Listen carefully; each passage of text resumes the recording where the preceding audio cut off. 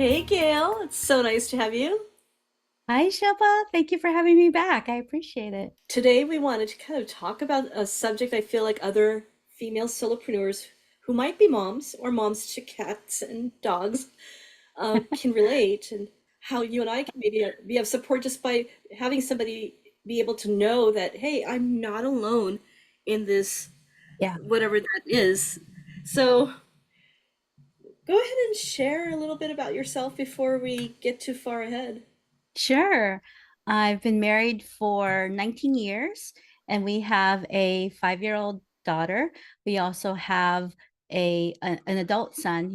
I think he's gonna be 32 this year, which is so crazy, from my husband's first marriage. And we are all neurodivergent. So my husband and I both have ADHD. My daughter has not been diagnosed yet, but she will be soon because we're experiencing some challenges. So she's definitely neurodivergent. And we also have a suburban homestead. So we have chickens, goats, ducks, a dog, a cat, parrots, fish, rabbits. And my daughter wants us to build a pond this year too. So we've got a lot going on, as well as my husband and I are both self-employed as business coaches. And when you said fish, it reminded me of a conversation you and I had over chat a few nights ago about one of your fishes dying, which I I'm not know. laughing about, but I thought it was sad. It was very, very sad. I I let my daughter watch YouTube and YouTube Kids, and there's one particular channel I really enjoy, so it's something we watch together. But I wasn't paying attention that she was learning that this person who makes custom aquariums was putting sand in the aquarium. So she took her kinetic sand, which has extra chemicals and compounds to make it kind of like a slime-like structure or Play-Doh-like structure, and she put the kinetic sand in the fish bowl for our beta. And unfortunately, that is not something that should have been in the fish bowl. And I feel horrible. I feel like the worst mom ever. I was working I was at my desk. I'm at my desk right now. It's a standing desk. It's in the dining room. It's right next to the living room. We're homeschooling right now because my daughter can't go to school at this point. And actually, we were planning to homeschool anyway. It just happened sooner than later. And I had my face turned, my body turned towards my computer like I am right now, and she's behind me. And so that is all happening. You know how like you just look at the corner of your eye just to make sure your kid is safe and and everything's okay. So to me, it looked like she was just decorating the aquariums. We have a tank as well as a fishbowl. But yeah, she was putting sand into that fishbowl, and unfortunately, that was not good for the fish. So we lost our beta fish, and she cried off and on for 2 hours. Poor thing. At first, I didn't know what happened. I didn't know what was going on. I just noticed that the fish was acting kind of weird later that night. Um, but yeah, it was pretty traumatic. And it was because I was working while she was playing in the next room. And it kind of breaks my heart. I know this kind of stuff happens all the time because my number one concern was her safety, but she didn't know.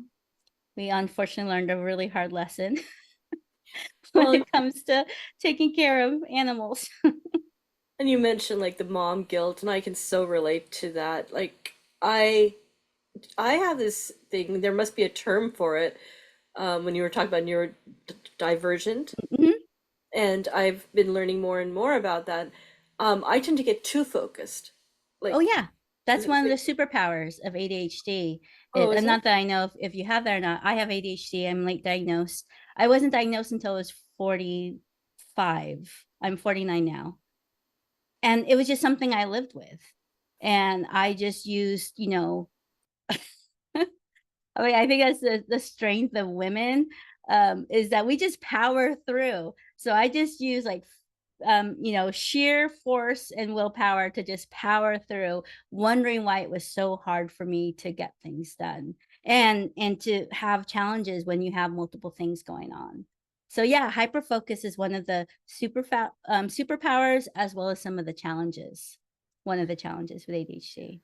Well, and it triggers my mom guilt hard because it connects with two or three topics you and I are talking about. One is building a business, being a solopreneur, Hmm. and I'm in a different stage than you probably are in terms of the evolution of your business. I would say mine is still like the very foundational stages, even though it's entering almost year four. But I get so focused, so focused. I mean, the house could burn down and I'd still be working. I wasn't, yeah, I was like that before too. Yeah. So, Before I yeah, had my daughter, I could just work all day and still feel like I didn't get anything done. yeah, yeah. Well, and I feel guilty like when my son Omni gets home, um, I will literally have to pull myself from the desk Hmm. to get do the things that a mom should be doing for their child. But Hmm. just to kind of back up a little bit, because Sure. you and I have so much in common when it comes to these, you know, everyday challenges of being a mom and multitasking, solopreneurship, but then the added element of being human with whatever conditions we have that are our personal unique challenges. Mhm. Maybe you can explain or define neurodivergent. I've been hearing more about this. Sure. I don't know the like official term. For me, I define it as brains that just tend to process information differently than what they call neurotypical. I know that ADHD and autism falls under the neurodivergence category. I don't know what else is under there. I've been studying more ADHD since I'm late diagnosed, and my husband has ADHD. I knew a little bit about autism because I have some family members who are autistic, some cousins' kids are autistic, and you just see it in your community. And what's great about the information, it can be overwhelming, but I learned like little bits here and there. And I know with ADHD, we think of things like having difficulty focusing, but also it's difficulty in, as you mentioned, breaking away, having that hyper focus. It can also be things like emotional deregulation. So having a difficult time processing and what's the word, expressing emotion. So when I feel angry, I can get really, really angry. Like it feels like there's this lava eruption, volcanic eruption in my body.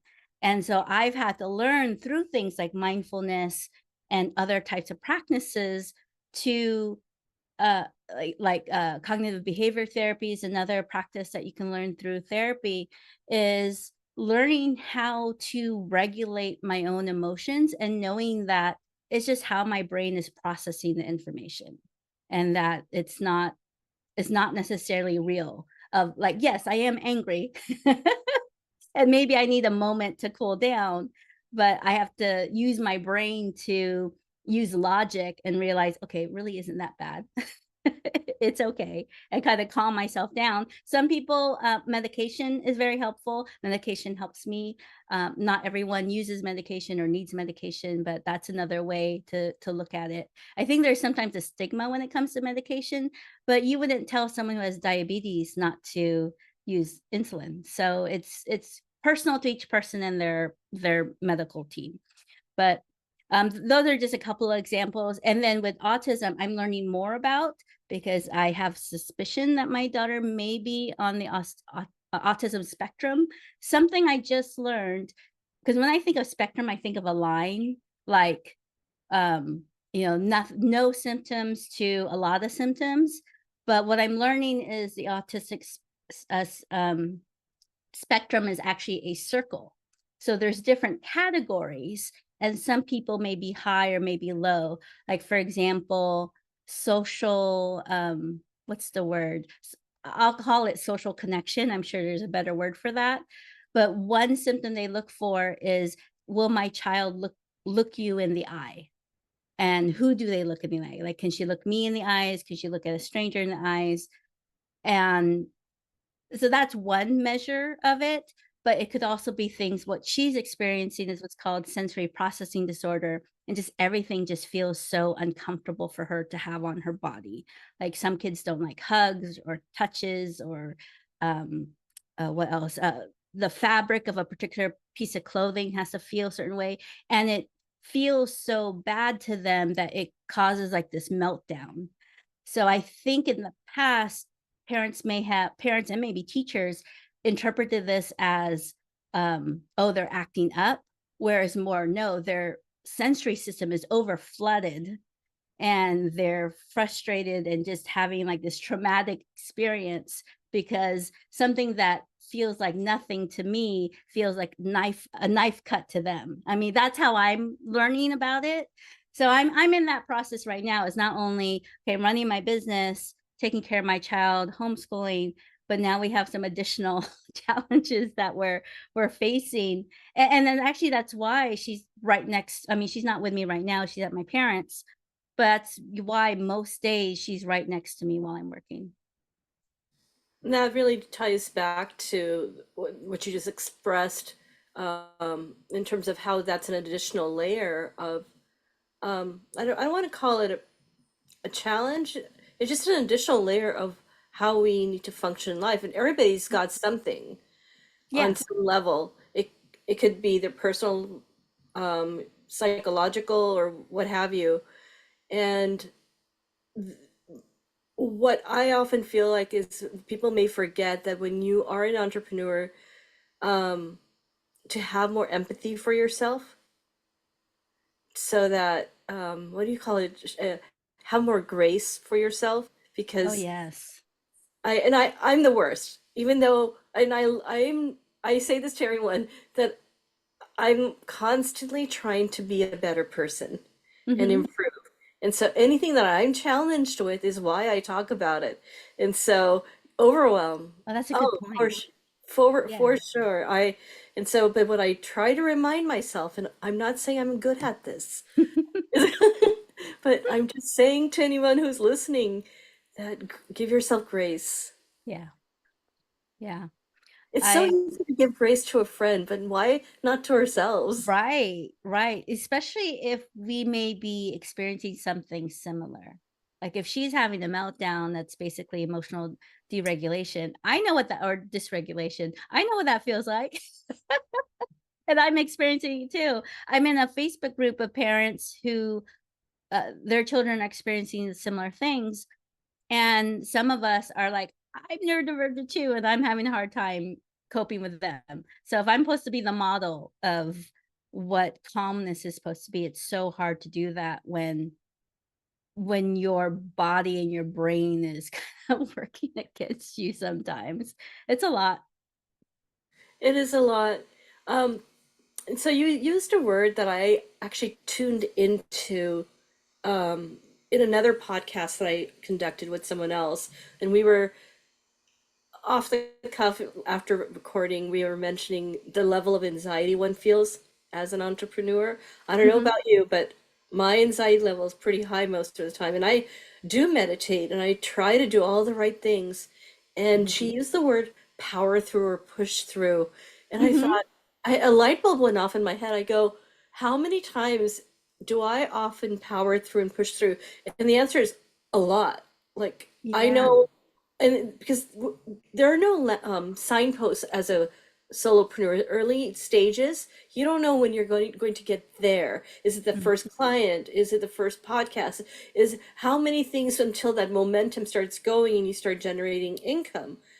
And I don't know yet. I'm in the early stages. Even the podcast is successful, but how do you know when you will be able to start generating or monetizing? So what mhm, I do on a daily basis is I power through at mhm. the sacrifice of myself.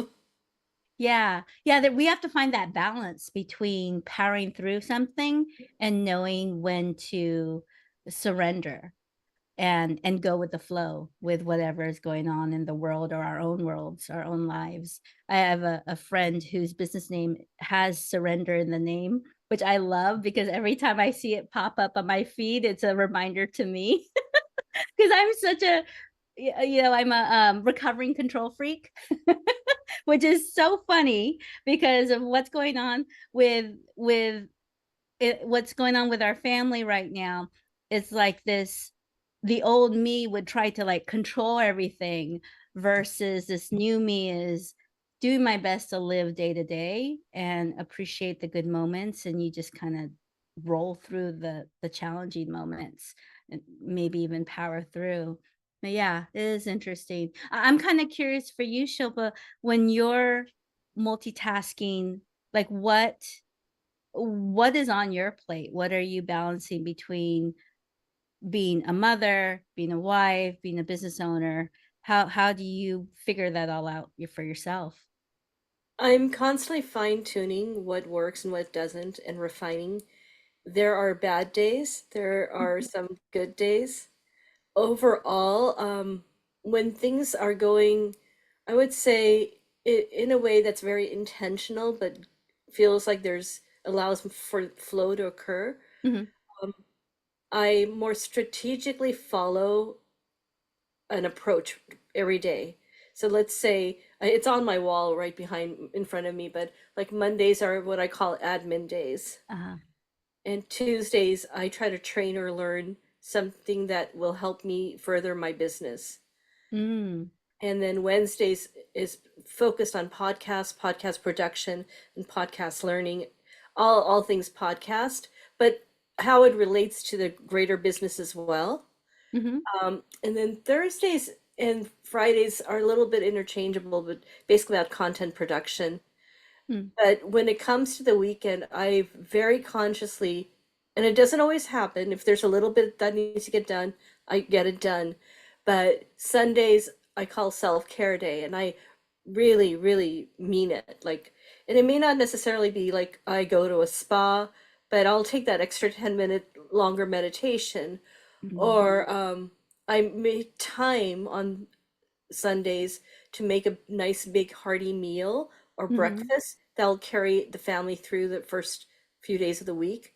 So like mhm. I made this really healthy smoothie that I was able to have early parts of the week, or a meal. I made this incredible quiche. So it's things like that, and I'm fine tuning as I go in life. And what about you, Gail? For me, I used to do, I call that day blocking. Some people do time blocking or chunking, and they'll say 2 hours for this and 3 hours for that. That to me is a little too scattered. I like the idea of you have themes for the day, and that's what I used to do. And, and then my daughter was born, and you just kind of like just run around racket, just trying to do everything. So now we're starting to find our routine. My daughter is now willing to go to my parents' house once a week.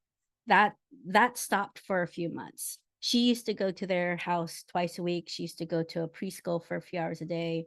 She went to a summer camp for half days for a couple weeks, and then all of a sudden it just kind of stopped. So since July, I feel like I've just been in repair mode, crisis mode. But now that we're going back into our routines, I'm finding that Wednesdays are my meeting days. So I already have my group coaching call for my clients Wednesday afternoons. That's when I try to do some marketing meetings with potential strategic alliances or affiliate partners, recording podcasts. So this is like Wednesday is the day where I have quiet in the house and no interruptions. And then to be honest, right now, just throughout the day, it's the rest of the week, it's just like fitting bits of pieces here and there. But what I have been doing that works well for me is to wake up early. I know that doesn't work for everyone, but I try to wake up at 5:30, and then by 6 I'm at my desk. So 5:30 I kind of roll out of bed very slowly. I do pick up my phone, but because it wakes me up, um, this is my morning routine, it's so funny. I pick up my phone and I play a little stupid game on my phone, but it wakes me up and it gets my brain going. And then I get up and I feed the dog and the cat and let the dog out, and, we have baby ducks right now in the house. I check on the baby ducklings, um, and then I do just a 10-minute little stretch. I mean, they're yoga poses, but I don't really consider it full yoga, but 10-minute stretch with some deep breathing, make some coffee, and then kind of dive in. And that's when I can do some real creative work. Right now, when I'm not coaching clients, I'm doing marketing implementation. So, content strategy, looking at what my clients produced in their podcasts or videos, and giving guidance to my VA of like, okay, we're going to make clips of these sections, and here's the overall plan for the coming month, and just kind of double checking the work and that kind of stuff. So, early mornings are my deeper work. What I am missing though is my own content creation. Besides podcasts I've already recorded, I miss writing and just playing around with some ideas. I joined a thought leadership class. Not that I know what I'm going to say in this thought leadership class, but more as a way to explore what I'm trying to say and just get me back to writing. So that's what's missing. I haven't found that spot yet. Because when I wake up early in the mornings, I feel like I have to get to work, and do the client stuff, because that's what pays the bills. Well, and I can hear you when it comes to that content creation, content focused creative work, Mhm. which is why I feel like we want to do what we're doing as a solopreneur because we're doing it or defining our purpose on our own time. Yeah. However, once you're in a business, like you were saying, life comes in the way and clients are need to be tended to first. Yeah. But I hear you. I'm using a lot of tools for streamlining, and we're going to talk about that in a moment. But I wanted to share that I just wrapped up pulling a bunch of copy of content that was created from this tool I've been using called Capshaw and Capshaw Next Gen, which produces different types of copy for you for your podcast. Hmm. However, it was the least fun part was to then paste and copy the copy so that I could do something with the copy. But Sure. Yeah. it took hours. Now Oh. I think that it actually caused me to get internal stress because I finally got it done. We're talking hours, hours and hours of work. Mm. And then I was like, yes, now I can go back to the creative stuff. So we'll talk about that next time we have a podcast. But thank you so much, Gail, for this conversation. My pleasure. Thank you for having me on. I look forward to our future conversations. Oh yeah, and if anyone wants to work with Gail, she's awesome. Look in the show notes. And Gail, can you mention what type of clientele you work with in the name of your company? Sure. I love working with other service providers who like using video and podcasting to get the word out about their business. Happy to do content creation. And if you're thinking about what am I going to focus on for the next 90 days, I have a free 90-day business planner that you can download. I will download that planner. Okay, Well, thank you, Gail. Until we talk again. sounds good. Thank you.